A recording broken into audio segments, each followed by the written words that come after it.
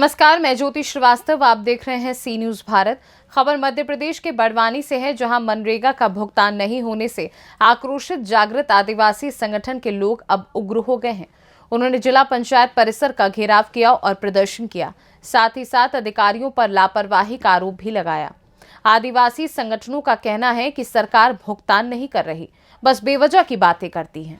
करोड़ों रुपए की मूर्तियां बनवा रही हैं, संकल्प विकसित भारत की बात करती हैं, मगर छात्राओं की स्कॉलरशिप भी नहीं मिल रही है। स्टेशनरी का सामान नहीं है। भाजपा पर आरोप लगाते हुए कहा कि ये आदिवासी विरोधी पार्टी है। वहीं आदिवासी संगठन नेता पोरलाल खड़ते ने सी न्यूज भारत के संवाददाता कमलेश अलासिया से चर्चा के दौरान भाजपा सरकार पर गंभीर आरोप लगाए हैं। आप भी देखिए। मैं हूं कमलेश अलासिया। जिला पंचायत में दलित आदिवासी संगठन आकर घेराबंदी करके खड़ा है और अपनी आवाज को बुलंद करता हुआ ये समुदाय जानना चाहेंगे कि किस विषय को लेकर ये आदिवासी संगठन आ गया। हमारे साथ पोरलाल खड़ते जी। खड़ते जी, क्या हो गया? इतने आदिवासी महिलाएं पुरुष आ गए हैं गांव से निकलकर, क्या विषय हो गया ऐसा? देखिए, इस देश में जो गरीबों की हालत हो रही है, फिर चाहे वो किसी भी वर्ग विशेष का हो, और उसमें विशेष करके किसानों की, मजदूरों की और विद्यार्थियों की हालत बहुत गंभीर है। और इन मुद्दों को लेकर हमारा जो बड़वानी जिले का पाटी इलाका है, जो आप कह सकते हैं कि भारत देश में सबसे ज़्यादा स्थिति खराब है, वहाँ पर आज भी 20-20, 25-25 किलोमीटर तक के रोड नहीं बने हैं। गर्भवती महिला हो या कोई बीमार हो जाए तो उनको हॉस्पिटल तक लाने के लिए झोली बनाकर लाना पड़ता है।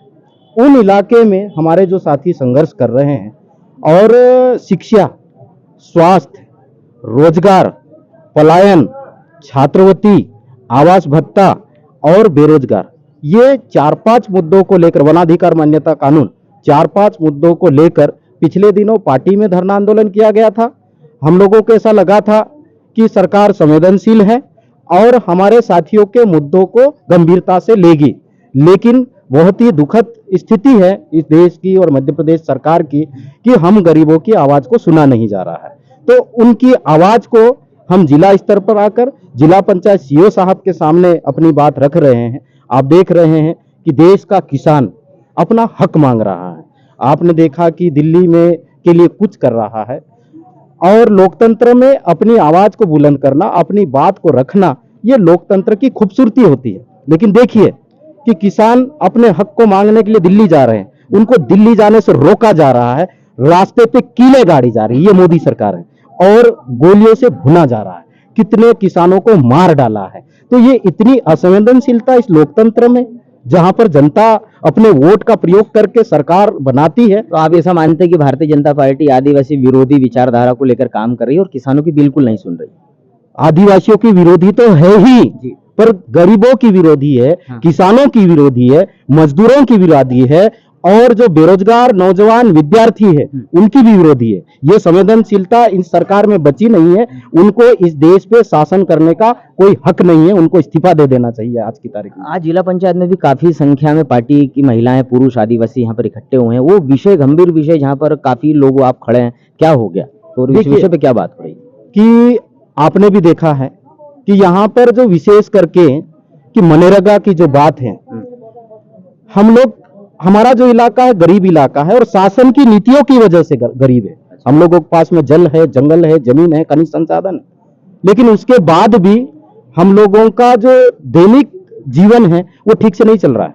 हम मजदूरी के लिए जाते हैं। मनरेगा कानून, हमारे जो लोग हैं, पढ़े लिखे लोगों ने संघर्ष किया, और इस देश के जो संवेदनशील लोग हैं उनने इस कानून को लेके आए, लेकिन 15 दिन में मजदूरों की भुगतान होना चाहिए, लेकिन आज 4-4 महीने हो गए, और 4 महीने से आप विकसित भारत संकल्प यात्रा लेके भारत देश में घूम रहे हो, और वहां पर 4-4 महीने से हम गरीबों की मजदूरी नहीं मिल रही है।